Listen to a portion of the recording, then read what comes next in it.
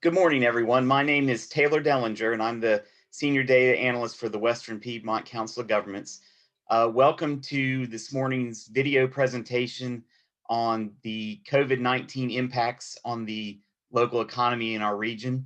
Today, we're going to focus specifically on the September 2020 current employment statistics. It shows we're making some progress in terms of employment growth, but we still have a ways to go to get back to where we were pre-COVID. So let's go ahead and get started. And first, we'll look at the estimated total employment between September 2019 and September 2020. Of course, you can clearly see the job losses that occurred with the shutdown between March and April 2020, where we lost about 38,000 jobs in just a 1 month time period. How are we doing since then? Well, you can see that between April and August, we gained about 11,400 of those jobs back. In the last month, between August and September, we gained about 2,000 jobs back. And we'll talk a little bit in a moment about which sectors those jobs came from. Looking at goods producing between September 2019 and September 2020, you can see between March and April of 2020, we lost about 11,000 goods producing jobs. It's recovered some, but the last few months, job growth in goods producing has stagnated. We've gone from 35,500 to 40,100, and it showed no change between August and September. Keep in mind that when I say goods producing employment, we're mainly talking about construction and manufacturing. On the service providing side, again, we had that loss of about 16,000 service jobs between March and April of 2020. The good news is we've gotten back over the 100,000 mark for service providing employment in September. It's the first time we've been there since March. So again, that's a good sign.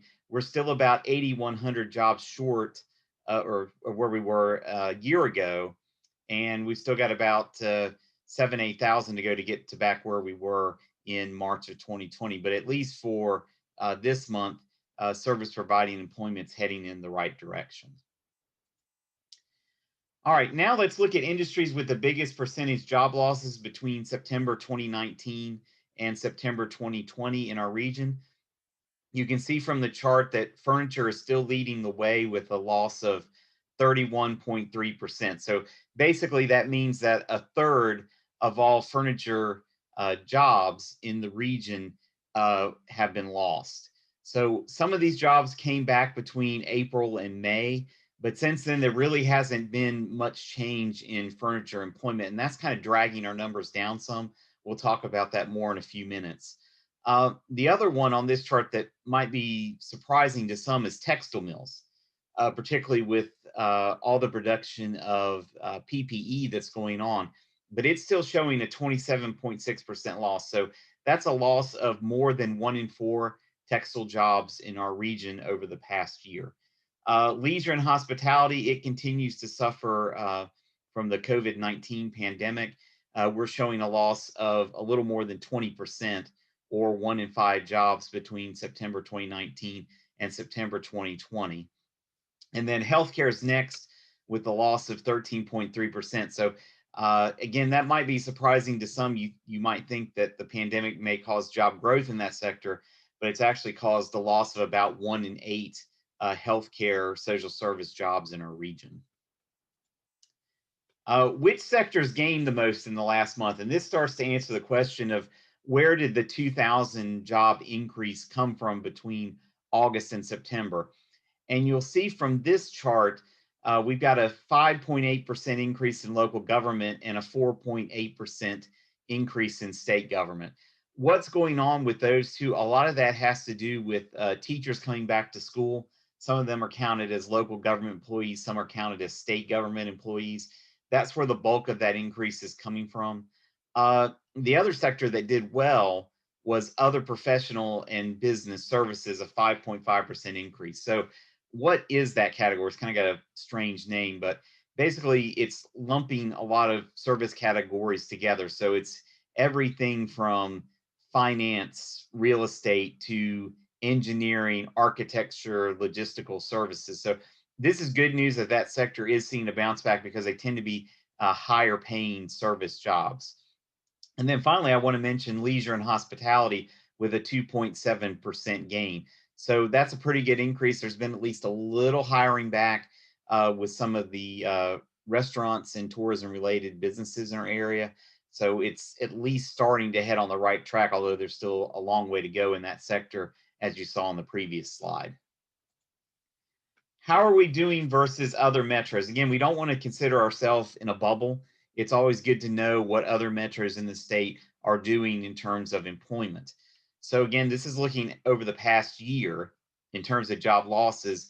Our region had the second highest percentage job losses of the 15 metro areas in North Carolina with a 9.3% loss. The biggest loss was the Asheville MSA with a 10.3% loss.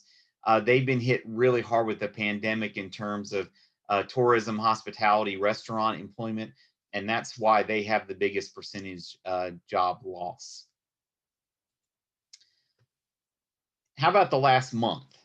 How are we doing? And you can see our numbers with a 1.4% increase. That was right in line with the state average of 1.4%.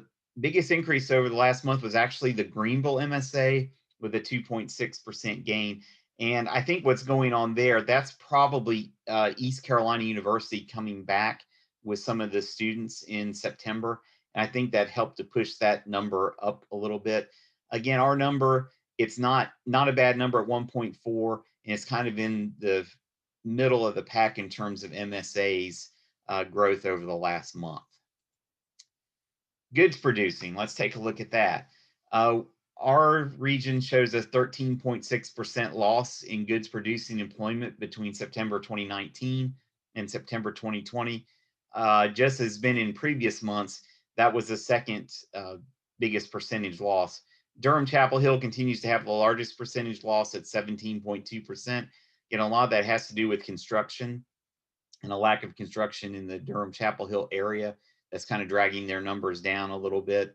And then you can see some of the others. We had Rocky Mount 12.6, Greensboro 12.1. I will point out that our loss in goods producing is about double what the state average is. And again, the furniture industry losses are kind of dragging down that number a little bit. All right, let's look at the past month in terms of goods producing. Again, our number was flat. We didn't show any gain. That's kind of in the middle of the MSAs. The state only gained 0.2%. Biggest winners were actually in the eastern part of the state, with Rocky Mount and Fayetteville having about a 3% gain. But most of the other MSAs, they're plus or minus 1 percentage point.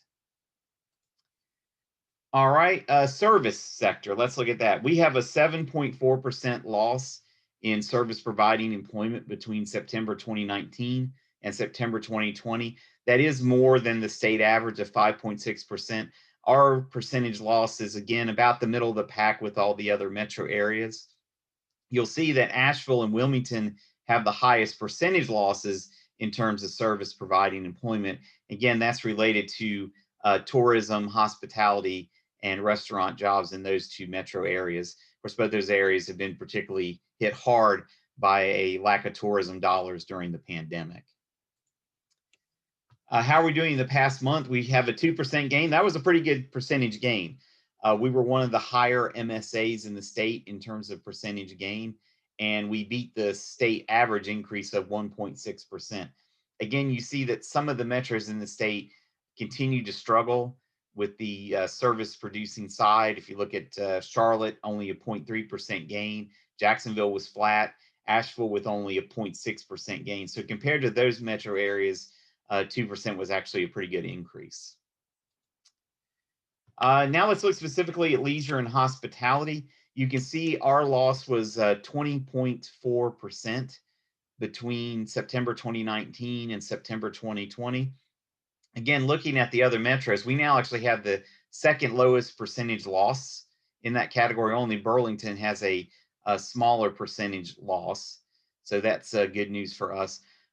Looking at the other metros, again, Durham Chapel Hill, 38.6% loss in that sector. Yeah, my guess is it has to do with restaurants and uh, some of the college kids not coming back to campus. That's impacted them.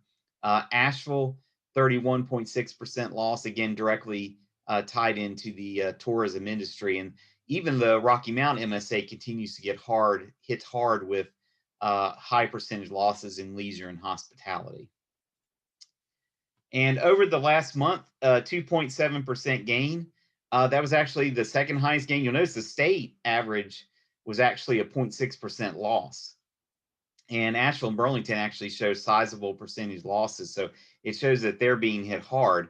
Wilmington was in first place. They had a 3.4% gain, but 2.7% increase was actually really good compared to other metro areas in the state.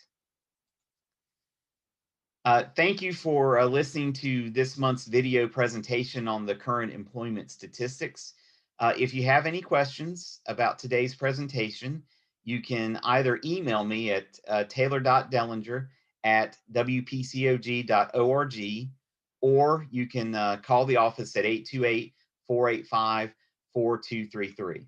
And we'll continue to do these presentations over the next few months, at least through January, just to see how much of an impact the going into phase 3 will impact our numbers going forward, as well as the holiday shopping season coming up, and as well as an increase in COVID-19 cases that we've seen statewide over the past week or two, how that impacts our numbers going forward. So I hope you enjoyed today's presentation and have a good day.